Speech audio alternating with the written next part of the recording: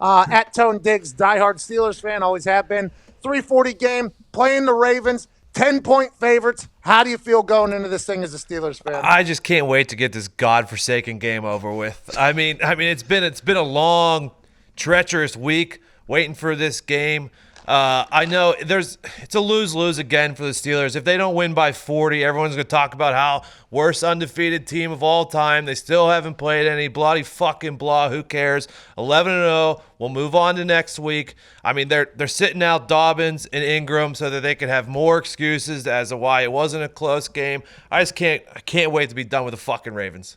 Okay, so it's interesting that you think that because I wonder if the Steelers players are thinking that as well. Like, this game's supposed to be Thursday, Sunday, Monday. Now we're on Wednesday. We're at 3:40 because the goddamn Christmas tree has to get lit over there in New York. I mean, the players for the Steelers, they have to be fed up with this as well, by the way. And after they play this game at 3:40, they're right back to work tomorrow because they have a game on Monday. I mean, it's a very interesting – if you try to dig into the mind of the Steelers players at this point, I feel like they probably feel the exact same way you do as like, all right, we got to – let's just get this goddamn game over with at this point. But they're playing against a team that is no joke. In the Baltimore Ravens, Pittsburgh Steelers always play a good game. Mm-hmm. Harbaugh's going to have the boys ready. Tomlin, I assume, is going to have the boys ready. There's been a lot of adversity in both of these camps coming into this Wednesday 3:40 game, and I am excited for it. I like a good afternoon game, especially because NXT is tonight, and there was no thought of Roger Goodell wanting to go head-to-head with WWE NXT USA Network channel USA Network,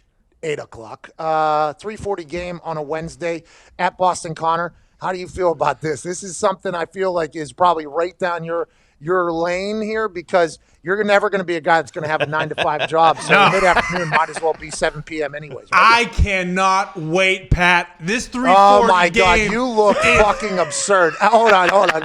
For those that aren't watching and only listening, this is the most absurd I've seen this guy look in a long, long time. He has the dumbest glasses I've ever seen in my entire life on his face, but he is wearing a Pittsburgh hat. Does that mean you're pulling for the Steelers? And tell me more about this 3:40 game, pal. Yeah, I'm pulling for the Steelers. The Ravens are out here disrespecting the Shield. If you're pulling for the Ravens and you live outside Baltimore, do you even care about the NFL? And let's remember, Timmy the Arrow Pelissaro told us yesterday, this isn't just a 3:40 game on a Wednesday. That's never going to happen again, people.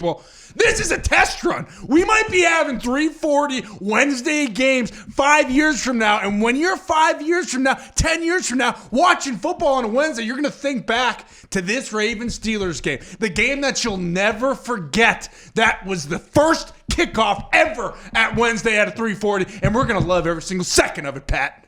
Okay, I like that. I will love every single second of it. I am pumped up about your enthusiasm about it and even predicting that 10 years down the road, this is going to be a normal thing. I'll be intrigued to see how they'll make this work because with games being on Sundays, the turnaround for a Wednesday game would be very difficult. So the schedule makers, maybe you go Thursday night football game into a Wednesday game into your bye week after that. Ooh. That's the only way it would really be able to work because whenever we're talking about Wednesday games and Thursday games. And the reason why we're here is because players' health is paramount. It's like, well, Wednesday games are not good for players' health. I mean, there's not a lot of turnaround time there. Who knows what's going to happen after Sunday games, especially later in the season. So if this does become something that is the norm moving forward, and I'm not saying every single week, but you could take one of those shitty games that happen at 1 o'clock on Sunday that kind of get buried in the thing, move it to Wednesday in the afternoon. Maybe I think a lot of us will appreciate it. Maybe a lot of people who are working from home, maybe for the next 5 years, because that's the world we're living in, will appreciate it.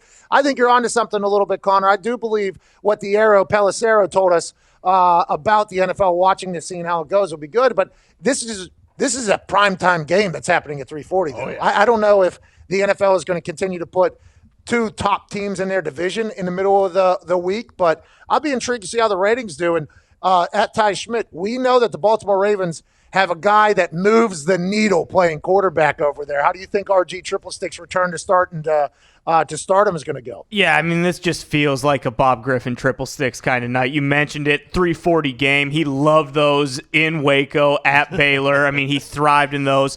If he goes out there and lights up the scoreboard tonight, you have to maybe even wonder, like, hey, do the Ravens put Lamar Jackson on ice and stick with triple sticks here down the stretch run, as they make a push towards the playoffs? Yeah, because, RG, Bob Griffin triple sticks, as you call him, obviously, Ty, we're one of the biggest most supportive groups of Robert Griffin III, I think, maybe in the country, by the way. Oh, yeah. We're big RG3 fans. We have an entire tribute to his statue down there in Waco that Foxy put together. He came out, and by the way, can't wait to talk to Kirk Cousins about him because those two obviously will forever be tied at the hip for what happened over there in Washington, which was a wild decision. You trade your entire franchise's draft capital basically for the next 5 years to draft a quarterback, and then you have one other pick basically a couple rounds later, and you're like, let's get another quarterback to make this whole thing a fucking controversy. That is, and now that we're learning more and more about the way that building operates, it's like par for the course there. That's just the way it goes. But you didn't really set either of them up for success, I don't think. And RG early in the year said he's tired of being a backup or whatever. So this is a chance. I mean, it's not prime time, obviously, but it's the only game in town, only show in town.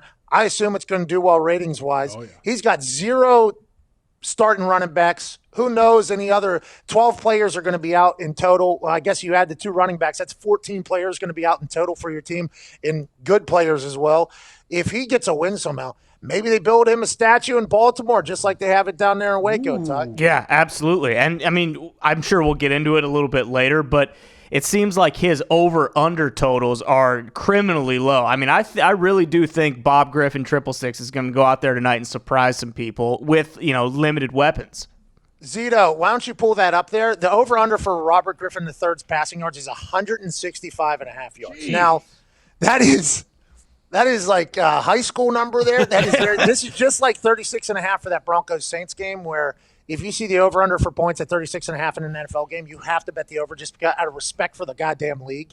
I think out of respect for an NFL quarterback here, you have to bet the over on this. This might be my bet of the day, baby. Maybe. You got a great defense he's playing against, but I'm not sure he's going to run as much as they had RG3 or as Lamar Jackson running. I think he's going to throw the ball more. And I think if you go back to some preseason games where he was throwing the ball, he's slinging it. Oh, yeah. And there's a video on the internet of him hitting a goddamn palm tree right square. And palm trees, by the way, not very wide base. This ain't a goddamn redwood. This is a palm tree. He was just as accurate as possible. 165.5 over for Robert Griffin III is probably the bet I'm going to go with because 10.5 points is a lot. Speaking of bets, we have a guy from Canada who still talks about weather in Celsius or something like that. He has a bunch of nukes for tonight's game. Gumpy, what are your thoughts on this game? What are the trends saying? 10.5, 10 points feels like it's a lot. What should people be leaning whenever they're thinking about betting on this thing? Triple Sticks is 0-2 against the spread when he spreads higher than 10, Pat. He's 19-22 against the spread as a starter, but I don't like the number here. I'm thinking about the under. The under is 7-2 in Ravens' last 9 against the AFC, 5-2 the Ravens' last 7 road games, and 7-3-1 in the Steelers' last 11 against the AFC North. Get down. Hey, those are some Gumpy nukes right there out of Canada. The under feels right. The over on RG3's passing yards feels good. That 10 number, it's almost like the sports books don't want people to bet on the game. Yeah. You know, it's like they stay away from this. We're going to make this thing so ridiculous. You just need to stay away from it. I'd assume a lot of money's coming in on Baltimore, Diggs. Is that where the money's coming in? Because if you're getting 10.5 points in any NFL game, that's a lot of fucking points. Now, this has been a weekend of blowouts. Okay, there's been a lot of big spreads that backdoor covers have come down in the end and just kind of sliced. Buccaneers did it. Philadelphia Eagles did it, obviously. You know who couldn't do it? The goddamn Chargers, because Anthony Lynn doesn't know what he's doing down there with Herbert. But there's been a lot of backdoor covers on these big spreads this weekend. Will that trend continue? Where's the money at right now, Diggs? Pat, 72% of the money is on the Steelers. Oh, Jesus Christ. And I do want to let you know, because this situation happened in the final week of last year. RG3 was the starter, and Gus Edwards was the starter against the Pittsburgh Steelers. Gus Edwards ran for 130 yards, and RG3 threw for 96. Oh, shit. Different triple sticks back then. Different triple That sticks. was a backup triple sticks. That was before Robert Griffin came out and said he wanted to be a starter. That's right. Still the last quarterback to ever beat the Steelers. Man, I don't know what I'm fucking. I just got put into a full pretzel there. Triple sticks. Obviously, I'm down here in Orlando, Florida, so the boys and I don't get a chance to have our full conversations before the shows. So a lot of things are kind of hitting me sideways right now, especially that RG3 is the last one to beat the Steelers as a starting quarterback, which is wild. And 3:40 game time, a lot of players out. You have no idea what to expect. 72% of the money's on the Steelers just to beat the shit out of the Ravens, which is wild because I think those people don't fully know. And if you're going on FanDuel, you see the undefeated Steelers team that has a defense that is unbelievable. Ben Roethlisberger back in his game. He's got a brand new elbow. He's not doing things off the field. We know we don't have to mention it, but you guys know what I'm referring to there. And then you see that the Ravens, they've been battling COVID, obviously. They haven't had a lot of practices, and they got a lot of the players out. I think it's the easy thing to do is say, hey, the Steelers are just going to blow them out here. But this is NFL football. This is AFC North football. That's just not the way I don't think it's going to go. I might be wrong, but I feel like, and if you look at the way the sports books have been going, if 72% of the money's on one side, you might as well just fucking guarantee the other side's going to win with that. You might as well guarantee that that's going to happen with the way things have been going. But I have no idea how this game's going to go. I'm very scared to bet it at all. So the under feels good. RG3 over 160-some feels good. Even though he only threw for 96 fucking yards. How do you even do that? It's like he's that Keegan kid out there. He was 11 of 21 for 96 yards. He missed a few. Yeah. Fucking 11 balls. He completed 11 passes and only had 96 yards. What? Every time the person caught it, they just fell to the ground. Like how does this even? What are they doing? Well, that's the thing, right? Like the Ravens' offense has been predictable, as Lamar Jackson has said, and now you bring in Bob Griffin triple sticks. The whole offense is different. Yeah, the Steelers aren't really going to know what they're running. So kind of, again, advantage Ravens.